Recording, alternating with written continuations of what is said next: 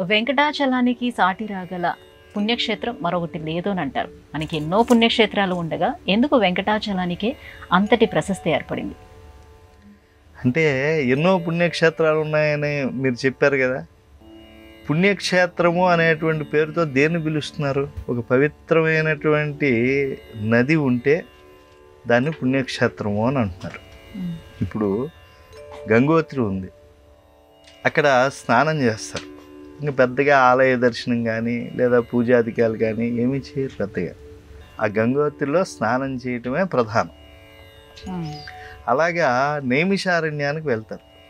వెళ్ళినప్పుడు అక్కడ శ్రవణ భక్తితో ఉంటారు. అక్కడ వనరూపిగా విష్ణువు ఉన్నాడు, శ్రీ మహావిష్ణువు. మనకు అష్టాదశ పురాణాలు పురుడు పోసుకున్నది ఎక్కడ అంటే నైమిషారణ్యంలో. కథ కంచికెళ్ళింది అంటారు. ఈ కథలన్నీ ఎక్కడ పుట్టాయి తెలుసా మీకు? ఈ పురాణాల పుట్టుభూమి ఏది, జనిభూమి ఏది? నైమిషారణ్యం. కాబట్టి అక్కడ శ్రవణ భక్తి గొప్పది. కాబట్టి అక్కడ వనరూపిగా విష్ణువు ఉంటాడు కనుక ఆ క్షేత్రం గొప్పది. ఆ వ్యాసుల గద్దె సూతుడి గద్దెనో మనం నమస్కరించుకుని అక్కడ ఏదో మంచి మాటలు విని అక్కడి నుంచి వస్తున్నాం పురాణ శ్రవణం చేసి. కనుక అక్కడ క్షేత్ర మాహాత్మ్యం, ఇది తీర్థ మాహాత్మ్యం. అలాగే మీకు తొండవరం అని ఉంది. అంటే ఇంకా ఎన్నో ఉంటాయి, నేను గబుక్కుని గుర్తొచ్చింది చెప్తున్నాను మీకు.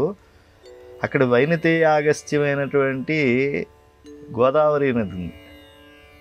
అగస్త్యుడు తపస్సు చేస్తే వైనతేయుడు యొక్క ప్రభావం చేత గోదావరి నది అక్కడికి వచ్చి సముద్రంలో అంతర్వేది దగ్గర కలుస్తుంది. వైనతేయ అగస్త్య సంహితమైన గోదావరి నది ఉంది. అది గొప్ప భూమి అని చెప్పి ఋషులుగా మారి దేవతలు కూడా వచ్చి అక్కడ తపస్సు చేస్తారు. కానీ ఆ గోదావరి ప్రభావం వల్ల కానీ ఆ భూమి యందు సంచరించడం వల్ల కానీ ఆ తొండేశ్వర క్షేత్రం తొండవరం అంటున్నారు ఇప్పుడు.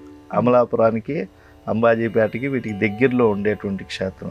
ఆ తొండవర గ్రామానికి వెళ్ళి తుండము కలిగినటువంటి వాడు, అంటే విఘ్నేశ్వరుడు ప్రతిష్ఠించినటువంటి ఈశ్వరుణ్ణి ఆరాధిస్తే అక్కడ ఎదురుకుండా ఉండే క్షేత్రపాలకుడైనటువంటి కేశవస్వామిని ఆరాధిస్తే పరిపూర్ణమైనటువంటి ఫలం కలుగుతుంది.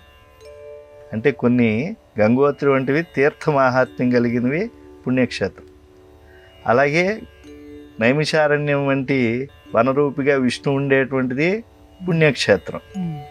తొండేశ్వరం వంటి దేవతా దర్శనం చేత మనం తరించేటువంటిది పుణ్యక్షేత్రం. కనుక ఇలా ఒక్కొక్క క్షేత్రానికి ఒక్కో మహిమ ఉంటుంది. కానీ వెంకటాచలానికో త్రివిధాత్మకమైనటువంటి మహిమలు ఉన్నాయి. అందుకే వెంకటాద్రి సమం స్థానం బ్రహ్మాండే నాస్తి కించన అన్నారు. అంటే వెంకటాద్రితో సమానమైనటువంటి స్థానం బ్రహ్మాండంలో లేదు అని. అంటే అక్కడ హరి స్వయం వ్యక్తంగా ఉన్నాడు, వెంకటేశ్వరుడిగా కీర్తింపబడుతున్నాడు. ఈ స్వయం వ్యక్తమైనటువంటి క్షేత్రాలు బదరి, కాశీ ఇత్యాది చాలా ఉన్నాయి. కానీ అన్ని స్వయం వ్యక్త క్షేత్రాల్లో కూడా మహిమాన్వితమైనటువంటిది వెంకటాచలం అవటానికి కారణం ఏంటంటే తీర్థ క్షేత్ర దైవ మాహాత్మ్యాలు కలిగినటువంటివి. మూడు కలిగినటువంటి ప్రాంతం ఇంకెక్కడా లేదు కనుక వ్యాసులు వారు స్పష్టంగా వెంకటాద్రి సమం స్థానం బ్రహ్మాండే నాస్తి కించన అని చెప్పారు.